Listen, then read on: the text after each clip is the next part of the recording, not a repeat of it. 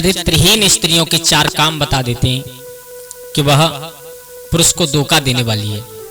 नमस्कार दोस्तों, स्वागत है आपका हमारे गजब ज्ञान यूट्यूब चैनल में।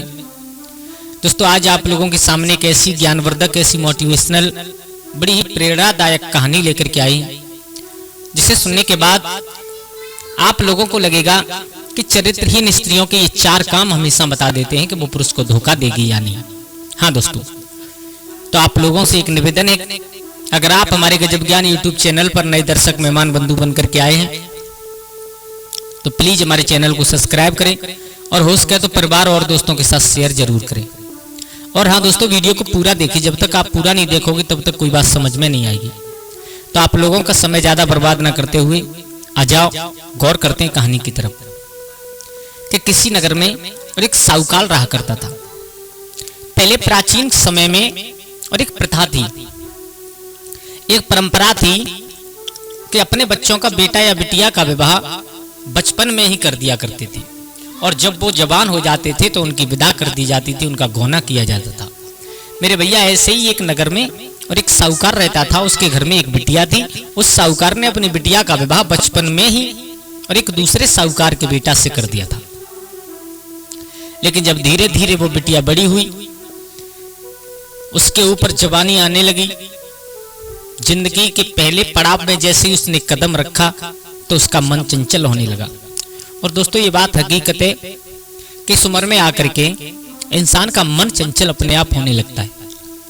लेकिन माँ बाप ने ध्यान नहीं दिया, और ये माँ बाप अगर थोड़ी छोटी छोटी बातों पर ध्यान नहीं दे पाते हैं तो फिर उन बच्चों की आदत सी हो जाती है, उस अपने गलत काम को अपनी आदत में शामिल कर लिया करते हैं। तो जो साहूकार की बिटिया थी, उस बिटिया का और एक बगल में पास में ही और एक लड़का रहा करता था सुनार का, उसके साथ में उसकी दोस्ती होगी। मेरे भैया, दोस्ती दोस्ती में प्यार में बदल गया। अब उसकी शादी तो बचपन में हो चुकी थी, लेकिन उन्हें उससे कुछ नहीं मालूम, दोस्ती दोस्ती में और प्यार में बदल गया। अब क्या हुआ, जब कुछ, अब तो वो बिटिया उस सुनार के लड़के से मिलने के लिए जाने लगी, दिन और रात मिलने लगी। घर वालों को मालूम पड़ा, माँ बाप को बड़ी चिंता हुई। लेकिन कहते हैं ना कि जब चिड़िया खेत चुन जाए उसके बाद में पछताने से क्या होगा। बाप को मालूम पड़ा तो बाप ने, और जिसके साथ बचपन में शादी की थी अपनी बिटिया की, उस अपने दामाद को बुलाया। जब दामाद आंगन में आए तो उनकी बड़ी खातिर तसल्ली हुई। खातिर तसल्ली करने के बाद पत्नी की चित्र सारी अटारी पर रात्रि के समय लिटा दिया है।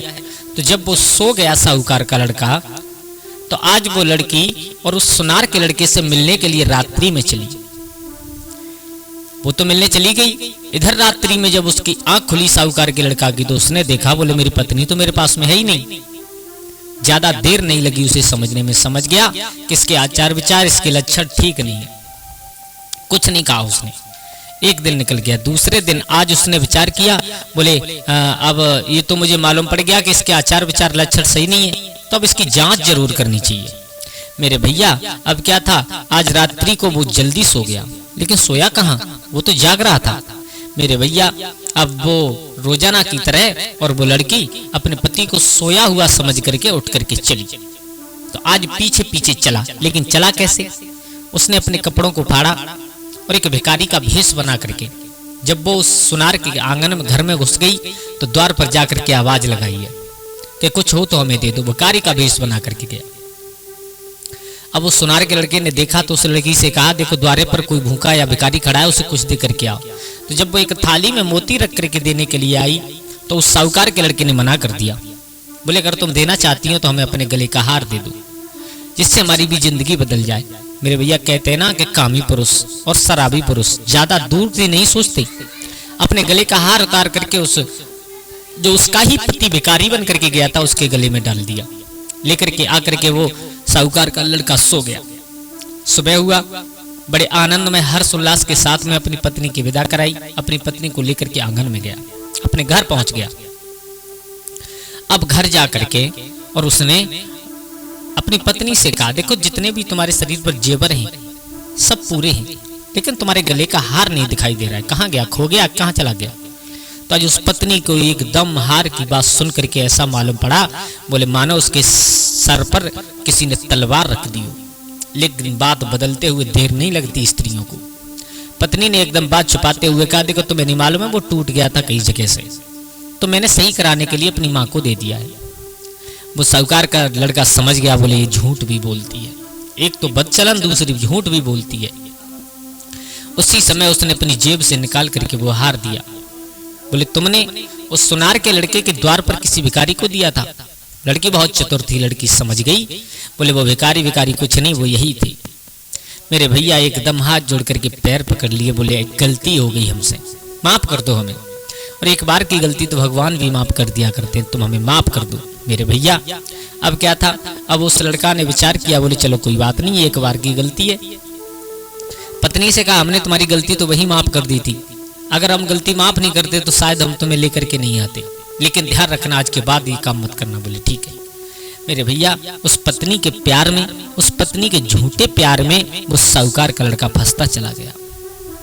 अब तो धीरे धीरे समय व्यतीत हो रहा है, उस लड़की को भी उस सुनार के लड़के की याद आ रही है। उधर वो सुनार का लड़का विचार कर रहा है कि अब कैसे मिला जाए। तो आज कुछ धन माल लेकर के और अपने घर से निकल करके उसी जिस गांव में वो लड़की थी उसी गांव में पहुंचा। तो क्या देखा कि गांव से बाहर एक तालाब है और उस तालाब पर गांव की स्त्रियां स्नान करने के लिए आती हैं। तो उसने एक योगी का वेश बना करके और अपने डेरा वहीं पर लगा लिया और विचार किया, बोली कभी ना कभी तो स्नान करने के लिए आएगी, इसी बहाने से भेंट हो जाएगी। मेरे भैया 2 4 6 दिन बाद जब वो तालाब पर वो लड़की कुछ स्त्रियों के साथ में स्नान करने के लिए आई, देखते ही पहचान गया। बोले आ गई। उसने भी देखते ही पहचान लिया। बोले तुम भिखारी संत बन करके, योगी बन करके आए हो? बोले हाँ, तुमसे मिलने के लिए। बोले तो ऐसे तो नहीं, अब हम तुम्हें अपने घर बुलाएंगे किसी बहाने से। बोले ठीक है। चली गई। घर जा करके उसने जाते ही जाते चिल्लाना शुरू कर दिया, रोने लगी, पीटने लगी। पति दौड़ता हुआ आया, क्योंकि वो उसके नकली प्यार में फंसा हुआ था साहूकार का लड़का। मेरे भैया पति दौड़ता हुआ आया, उसने कहा क्या हुआ? बोले हुआ क्या, आज मुझे अपनी आंखों से नहीं दिखाई दे रहा है, आंखों में दर्द हो रहा है बहुत तेज। कुछ हकीमों को, डॉक्टरों को बुलाया। बोले कुछ आराम? बोले कुछ नहीं, क्योंकि उसकी आंखों में कोई बीमारी थोड़ी ना थी, उसकी आंखों में तो केवल वही सुनार के लड़के को देखना था। तब कहा पत्नी ने कि हमारे तुम्हारे तालाब पर और एक योगी रहता है, उस योगी ने मैंने सुना है कई लोगों को सही कर दिया, अगर तुम चाहो तो उसे लेकर के आओ। मेरे भैया आज वो साहूकार का लड़का महात्मा योगी के पास पहुंचा। उस योगी ने देखते ही पहचान लिया। बोले भेज दिया। जाकर के कहा मेरी पत्नी बीमार है, बाबा जी आप हमारे साथ चलो। तो उसने बहुत नखड़े किए। बोले नहीं जाएंगे, हम भीख मांग करके खाने वाले इंसान हैं, हम कहाँ जाने डॉक्टरी करना, हम क्या जाने दवा देना। मेरे भैया जब बार बार विनय की है तो आज वो सुनार का लड़का योगी के भेष में पत्नी के साथ पहुंचा, पत्नी के घर पहुंचा और जाकर के जैसे ही उसने अपने झोला से निकाल करके भभूत, झूठ मूठ की भभूत लगाई, उस लड़की से पूछा आराम है? बोले हाँ आराम है। मेरे भैया उस लड़के ने कहा है उसके पति से तुम बाजार जाओ, बाजार से जाकर के एक ताबीज लेकर के आओ जिसमें हम अपनी सिद्ध की हुई कुछ राख रखेंगे, जिससे हमेशा के लिए तुम्हारी पत्नी की पीड़ा समाप्त हो जाएगी।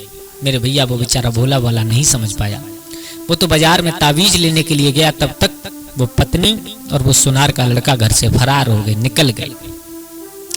लौट करके आया, देखा न तो आंगन में पत्नी है, न वो महात्मा है, न कुछ। एकदम खोपड़े को पकड़ करके बैठ गया, विचार करने लगा किसी को माफ करना, बड़ा दिल दिखा करके किसी को क्षमा करना, ये भी एक गलत बात है। गलत क्यों है? क्योंकि सामने वाला इंसान फिर उसे पागल समझता है। बिल्कुल चलो खैर कोई बात नहीं, उसकी आदत थी, उसने ये कर दिया, चले गए। अब क्या हुआ, एक शहर में जाकर के रहने लगे वो सुनार का लड़का और वो लड़की। रहते रहते कुछ समय व्यतीत हुआ तो कहते हैं ना कि बैठे बैठे राजा महाराजाओं की भंडार खाली हो जाती। अब उनके पास शौक साइन करने की बात तो बहुत दूर, खाने पीने के लिए भी पैसा नहीं है। अब वो लड़का मजदूरी करने के लिए जाने लगा। उधर जिस किराए के मकान में रहते थे उस मकान के पीछे और एक व्यापारी, बहुत धनी व्यापारी रहा करता था, देखने में भी बहुत सुंदर था। तो मेरे भैया उस लड़की का उस सुनार के लड़के से मन हट करके उस व्यापारी में लग गया। कहते हैं ना कि जो चंचल स्वभाव की होती हैं उनके में कभी सुधार नहीं होता, चाहे कितना भी उन्हें बदलने की कोशिश करो उनमें कभी सुधार नहीं होता। व्यापारी से जाकर के वो लड़की मिलने लगी है, कुछ समय प्रतीत इतना हुआ कि वो साफ उस सुनार के लड़के को छोड़कर और उस व्यापारी के साथ में रहने लगी। अब सुनार के लड़के को बड़ा दुख हुआ। उसने जाकर के जो शहर का राजा था उसके सामने जाकर के न्याय मांगा और कहा मेरी पत्नी को यह व्यापारी रख रहा है। उस व्यापारी और उस पत्नी दोनों को बुलाया गया। एक तरफ सोनार का लड़का खड़ा है और एक तरफ पत्नी खड़ी है, एक तरफ वो व्यापारी खड़ा है। राजा ने कहा क्यों तुम इसकी पत्नी को क्यों रख रहे हो? व्यापारी कुछ कह पाता उससे पहले ही उस लड़की ने कहा महाराज मेरी बात गौर से सुनो, मैं इसकी पत्नी नहीं हूं, न इस व्यापारी की पत्नी हूं। मैं पत्नी हूं एक साहूकार की और मैं उस साहूकार को छोड़ करके इस सुनार के साथ में आई थी। अब इस भिखारी के पास कुछ नहीं रहा तो मैं अपना पेट भरने के लिए इसके साथ रह रही हूं, तो मेरी गलती क्या है? राजा समझ गया।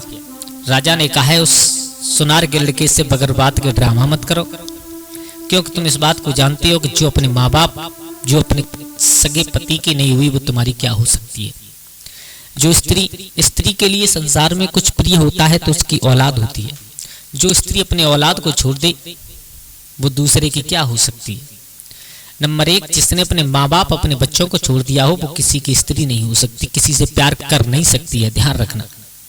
और नंबर 2, व्यभिचार में लिपटे चाहे इंसान हो चाहे पुरुष हो, जो इंसान या औरत व्यभिचार में लिपट करके रह रही है उसे संसार की लोक लज्जा के कोई मर्यादा का कोई ध्यान नहीं रहता। और नंबर 3, जिसकी गलत आदत हो जाए, गलत आदत वाली स्त्रियां किसी से प्यार नहीं कर सकती, क्योंकि आदत को इतना बिगाड़ लेती हैं कि उन्हें पर सुधार पाना मुश्किल ही नहीं बल्कि नामुमकिन सा हो जाता है। और नंबर 4, धन का लोभी इंसान, जिस इंसान को धन का लोभ लग जाए वो कभी किसी से प्यार नहीं कर सकता, क्योंकि आज तुम्हारे पास धन कम है तो तुम्हें छोड़ करके वो दूसरे से प्यार करेगा।